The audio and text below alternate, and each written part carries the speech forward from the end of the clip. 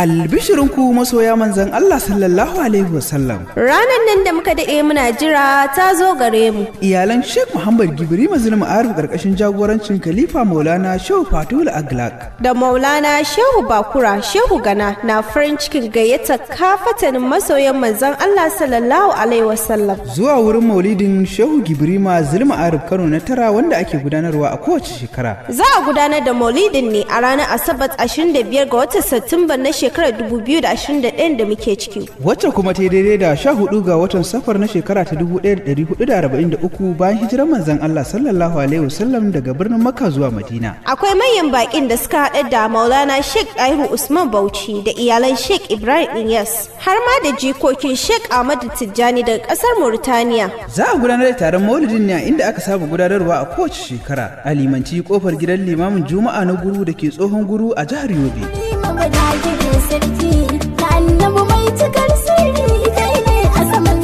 Allah ya cika muradi, amin summa amin. Wannan sakon goron gayyata ne ga Maulana Shehu Bakura Shehu Gana wanda Sayyidi Awal Gibrima ya ɗauki nauyi.